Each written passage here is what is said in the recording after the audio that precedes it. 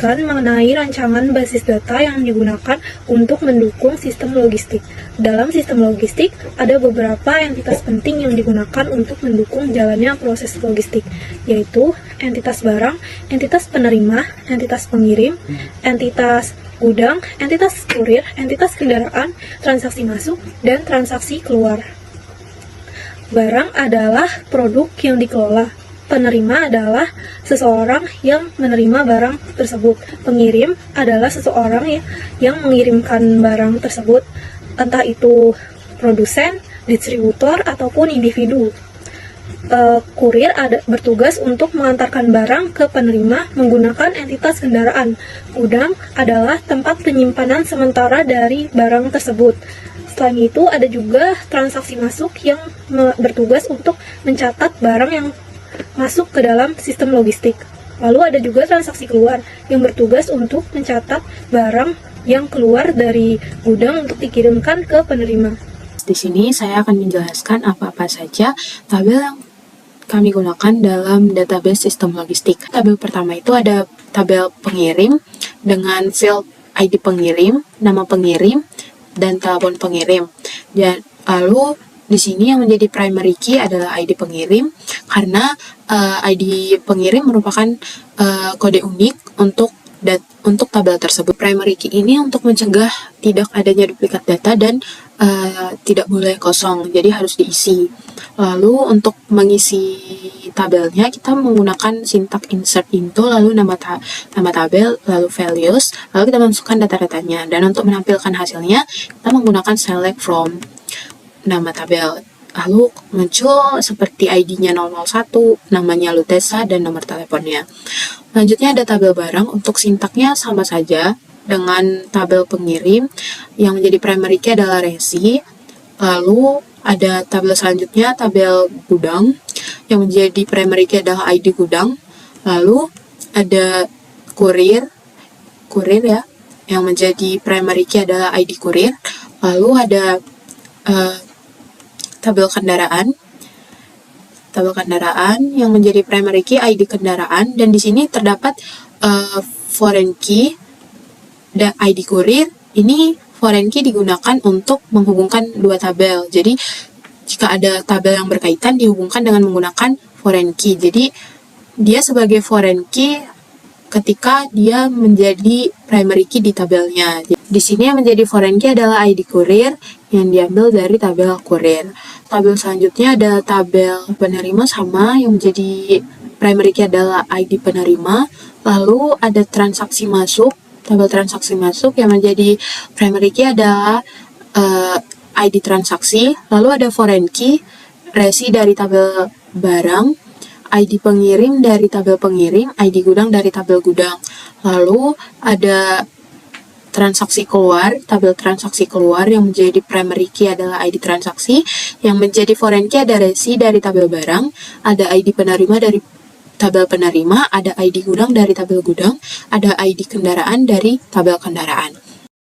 Inner join ini bertujuan untuk mencatat data yang cocok di antara kedua tabel atau bahkan 3 bahkan lebih dari tabel yang digabungkan. Jadi yang pertama itu kita masukkan select, lalu kita akan mencocokkan 3 tabel, yaitu tabel transaksi masuk, tabel pengirim, dan tabel gudang. Jadi kita masukkan ID transaksi, ada resi, ada nama pengirim, nama gudang, tanggal masuk. Kita menggunakan from untuk menunjukkan tabel utama yang menggunakan query, yaitu transaksi masuk. Lalu di inner join, penggunaan inner join ini untuk menggabungkan tabel transaksi masuk dengan pengirim dengan kondisi tertentu, seperti dari ID pengirim di transaksi masuk dicocokkan dengan ID pengirim di transaksi pengirim di tabel pengirim.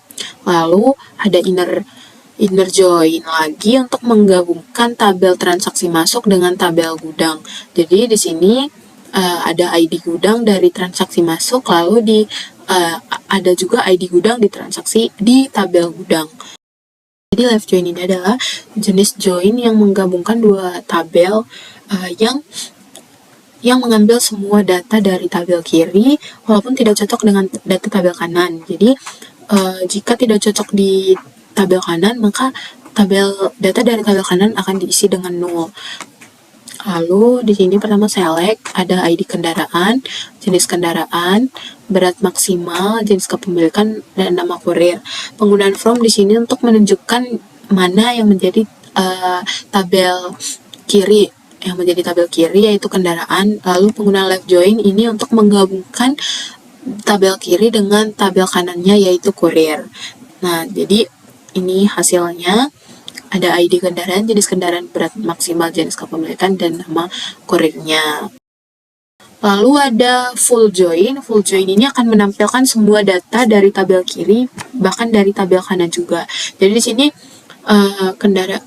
sama seperti right join dan left join, di sini akan menampilkan kendaraan dan kurir. Jadi di sini akan menampilkan semua, baik dari data kanan maupun dari data tabel kiri. Jadi kita masukkan dulu dari sintak dari left join, lalu kita masukkan sintak dari right join yang dibatasi dengan union. Jadi union ini sintak union yang akan menggabungkan kedua tabel tersebut. Jadi walaupun tidak ada kecocokan di antara keduanya, tetap ditampilkan dan akan berisi dengan datanya akan berisi 0.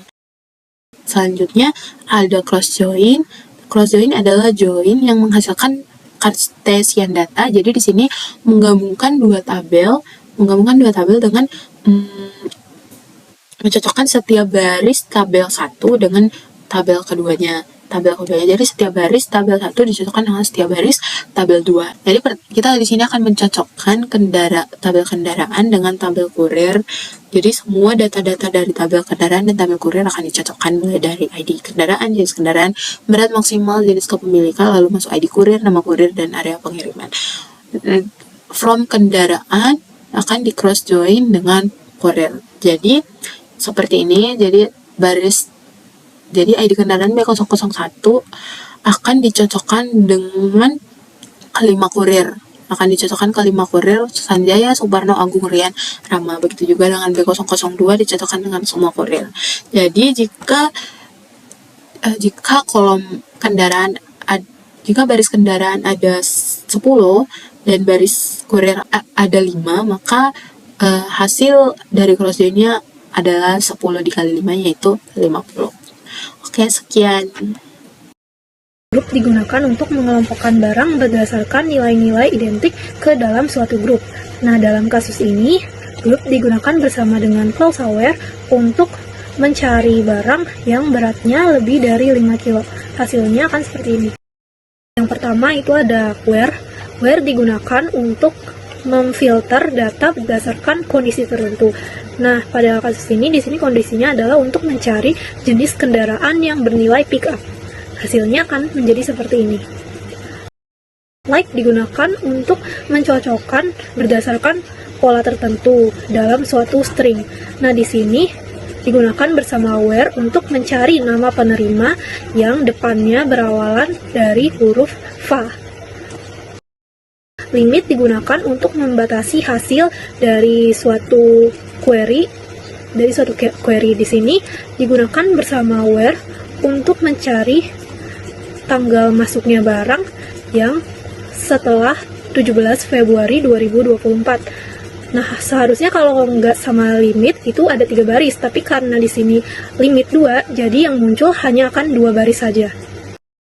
Having digunakan untuk memfilter data setelah dilakukan pengelompokan. Di sini having digunakan bersama dengan fungsi agregat minimum untuk mencari kelompok kategori barang yang memiliki berat terendah lebih besar dari 10. Hasilnya akan seperti ini. Subquery itu bisa kita artiin secara singkat adalah query yang bersarang di query yang lebih besar. Nah, ini ada contohnya, contoh tampilannya yang di dalam ini bisa kita sebut subquery-nya. Ini adalah subquery-nya, atau bisa kita sebut juga inner query. Nah, yang lebih besarnya lagi, ini yang di luarnya ini bisa kita sebut outer query. Nah, nanti yang bakalan jalan duluan itu si innernya ini. Sintaksnya itu ada select, pilih kolom-kolom yang bakalan kita tampilin. Di sini ada resi, nama barang, ada berat, from barang dari tabel barang, di mana beratnya itu ini si innernya itu average berat from barang, artinya rata-rata berat dari tabel barang. Nah, nanti yang bakalan januan nih ininya nih, innernya ini. Setelah ketemu rata-ratanya baru pilih si ini, resi nama barang berat dari tabel barang yang beratnya itu lebih dari rata-ratanya. Ini hasilnya. Nah, ini mencari nilai yang sama. Contohnya, contoh sintaknya ini ada select, pilih nama kolom yang mau kita ambil, ada resi, ada nama barang, from barang dari tabel barang, dimana beratnya itu sama dengan si innernya, select berat from barang where kategori pakaian. Kita pilih berat dari tabel barang yang kategorinya pakaian. Nah, kita bisa lihat di sini ada tabel barang yang kategorinya pakaian itu ada sepatu sama jaket. Nah, maksud dari sintaks ini tuh kita pilih kolom resi sama nama barang yang beratnya itu sama dengan si ini, yang berat kategorinya pakaian. Nah, contohnya di sini ada sepatu sama jaket. Beratnya kan 0,8 sama 0,5. Nah, cari yang nilainya sama. Nah, kalau si N ini nilainya nggak apa-apa salah satunya aja yang sama. Nggak harus dua-duanya sama, harus semuanya sama, nggak.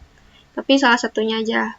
Nah, ini hasilnya ada smartphone, sepatu sama jaket. Kan sepatu sama jaket itu yang kategori pakaian. Yang itu, nah smartphone ini kenapa smartphone masuk? Karena beratnya 0,5 sama kayak si jaket. Dia kan nggak sama kayak sepatu, tapi dia tetap ikut karena kalau ini nggak apa-apa salah satunya aja. Nah, kalau si ini tuh nggak apa-apa salah satunya aja yang sama. Kalau all ini harus semuanya sama. Sintaksnya juga sama aja sebenarnya. Select kolom yang mau kita ambil, resi nama barang dari tabel barang, dimana beratnya itu lebih dari sama dengan berat dari tabel barang yang kategorinya pakaian. Nah, tapi kan yang kategori pakaian tadi ada dua, ada sepatu sama jaket dan beratnya itu beda. Dan ini harus sama semua. Jadi hasilnya empty karena nggak ada yang sama dengan dua-duanya. Ini sama aja kayak ini dan hasilnya juga sama. Nah, maksud dari exist di sini itu kita mau nampilin si tabel gudang ini yang masuk ke dalam transaksi masuk. Nah, ini hasilnya yang dari tabel gudang yang masuk ke dalam transaksi masuk. Ini contohnya kita buat tabel baru dulu aja, namanya new barang. Nah, insert into. Kita mau masukin nilai ke new barang. Select, kita pilih resi nama barang kategori berat, from barang dari tabel barang. Nah, tabel barang kan sebelumnya emang udah ada tabel barang. Nah, kita mau masukin ini, nilai si ini, ke dalam new barang. Dan buat lihat hasilnya bisa menggunakan select from nama tabelnya new barang, hasilnya. Nah, yang pertama itu cara buat view. Sintaksnya itu create view. Terus nama view yang mau kita buat di sini contohnya barang view, itu tabel yang bakalan kita buat tampilannya.